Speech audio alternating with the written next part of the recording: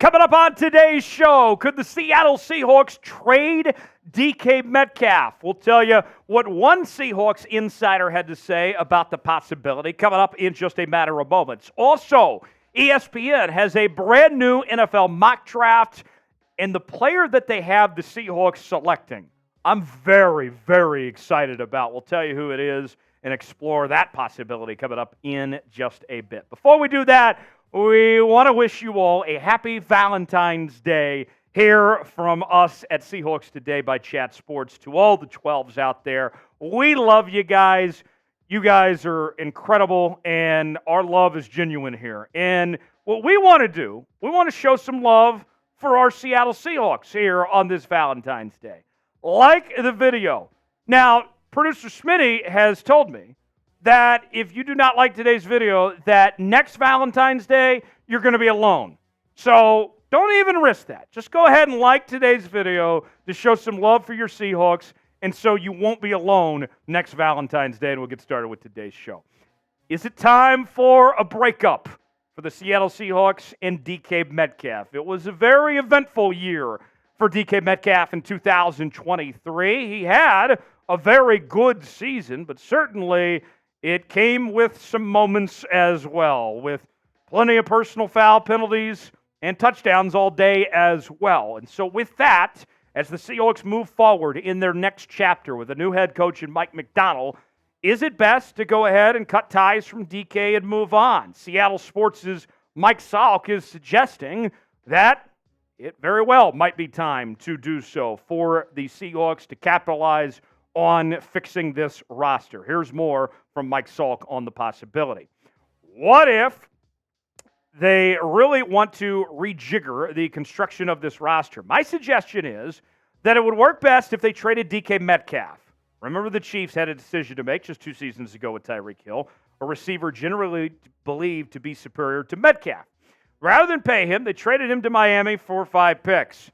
They've turned that trade into cornerback Trent McDuffie, receiver Sky Moore, and Rashee Rice, and tackle Darian Kennard, and defensive tackle Keandre Coburn. And they still have 1 more pick to go. Since that trade, they have won 2 Super Bowls. We're going 7-0 in the playoffs. I think DK Metcalf is a phenomenal talent and a joy to watch, but he plays a position that is replenished seemingly every season in the draft. Wide receivers are everywhere. Okay. I understand where this take is coming from, but the logic in it is flawed for a few reasons. Number one, the Seahawks don't have Patrick Mahomes at quarterback. Breaking news, folks. Okay? The Kansas City Chiefs got very lucky that when they moved on from Tyreek Hill, they still had the best quarterback in the league, and they also had Travis Kelce too. So that doesn't really apply to the Seahawks situation here. That's number one. Number two, DK in a trade would not get the value that Tyreek Hill got in a trade. Remember, the Chiefs, they got a haul, no question about it, and they are a better team without Tyreek Hill for what they did and how they were able to fix that roster in Kansas City. That is true, but you're not going to get that return on investment if you trade DK Metcalf. And then number three, while we're comparing wide receiver trades, the one that is more comparable is not the Tyreek Hill trade, but that same very offseason, the Tennessee Titans traded A.J. Brown. Remember this? And they had a quarterback by the name of Ryan Tannehill at that time. What happened? They made that trade, and that team fell apart without their blue-chip receiver, A.J. Brown, in the equation here. The Seahawks can't afford. He's too valuable for this team to make this trade. So I was walking through and trying to think, what would be the best-case scenario, realistically, if a trade that the Seahawks could pull off of a team with a pretty decent draft pick and also that has the cap space that needs receiver help. So here's the team I stumbled upon that is in the market of looking for a receiver, has money to spend, and also draft capital, and that would be the Indianapolis Colts, who actually picked pretty close to the Seahawks. And in this trade, we have them giving up their 15th overall pick, as well as the 117th overall pick. Similar trade compensation to the A.J. Brown trade a couple years ago that the Tennessee Titans made for a player of the same caliber of DK Metcalf on that front. This seems like the most realistic potential trade Seattle could make if they did decide that they did want to move on from DK Metcalf. You look at what DK has done here, all right?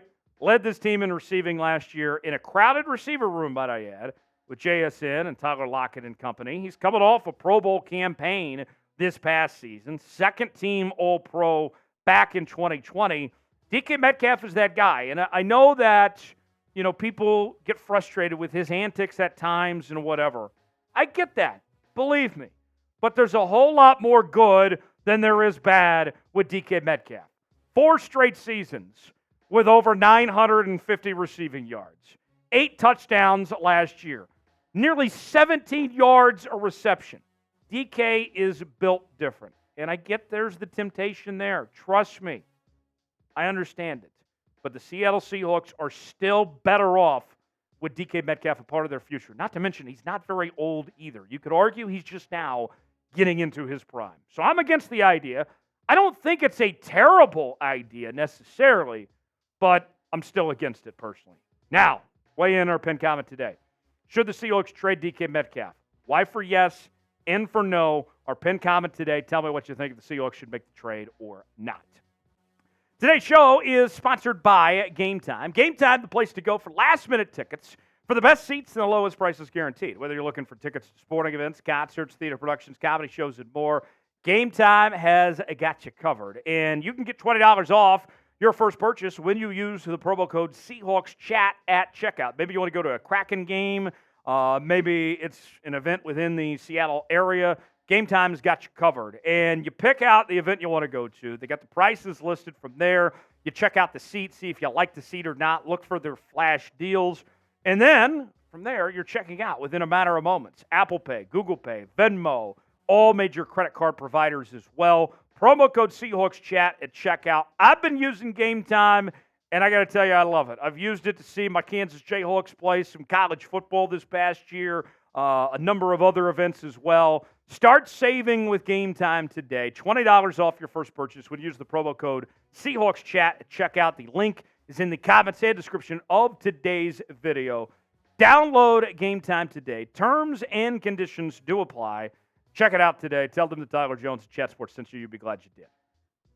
We have a brand new mock draft from ESPN's Phil Yates, as he projected every pick for the first round of the 2024 NFL Draft, including for your Seattle Seahawks at number 16. And before we show you this name, I got to tell you, I would love this pick for the Seahawks. I would be surprised if this certain individual falls to Seattle at 16, but if he does, this would be a home run pick. Phil Yates is projecting that the Seahawks take Brock Bowers, the tight end from the University of Georgia, at number 16 overall. Bowers has been the best tight end in college football the last 3 seasons. For me, he's somebody I would be willing to take in the top 5.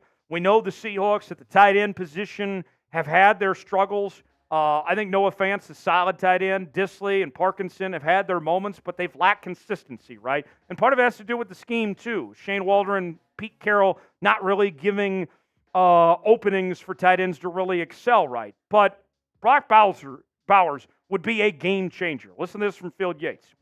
Doesn't sit right that Bowser's a top 10 prospect would have to wait until number 16 to hear his name called. But man, do I love this pick for Seattle. The Seahawks have a pair of free agents at tight end, and Noah Fant, Colby Parkinson, while Will Disley carries a $10.1 million cap charge in 2024. That might need to be addressed.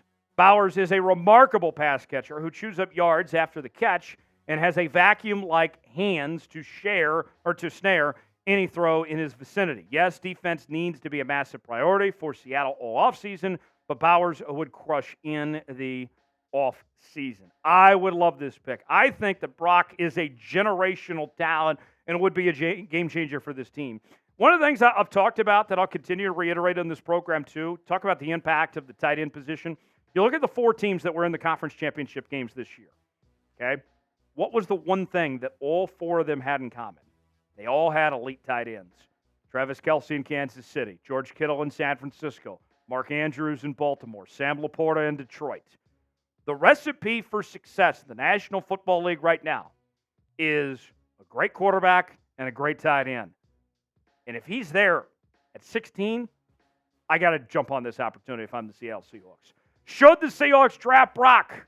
We'll tell you more about him here in just a second. Dive into some numbers for you, the scouting report and all that. But I want to hear from you guys first. D for draft, P for pass. Weigh in the comment section. Let us know what you think.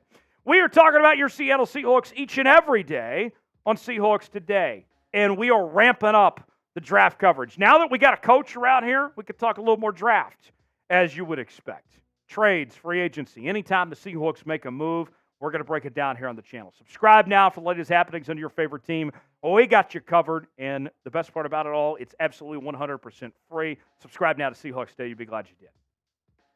More on Brock Bowers. Played at Georgia from 2021 to 2023 and was a two-time national champion for the Bulldogs in his first two seasons. They very well may have won the thing had they made the playoff this past year, but lost in the SEC Championship to the Alabama Crimson Tide.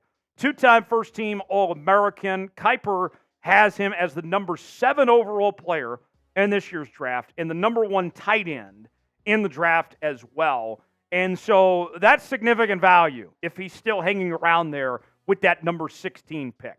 The statistics on Brock, 56 catches, 714 yards. He did suffer an injury, so he played only 10 games this year, but still put up very good numbers with 6 touchdowns and nearly 13 yards of reception. Scouting report on him, this is talking about elite company here. This is about as good of a scouting report you're going to find. Rare, explosive threat from the tight end spot. Exceptional burst in speed. Vision in balance. He can see. He can see better than me and Smitty, definitely. Quality route running as well. Man, I mean, he knows where to find the football. The football finds him. And he's got calm eyes and hands through traffic as well. I love everything about this guy. So we'll see if he ultimately falls to the Seahawks when they pick there at 16. I would love the pick, personally speaking. If you enjoyed today's show, if you love your Seattle Seahawks, then go ahead and like today's video. We'd certainly appreciate it. Thanks for stopping by, and we will see you next time right here on Seahawks Today.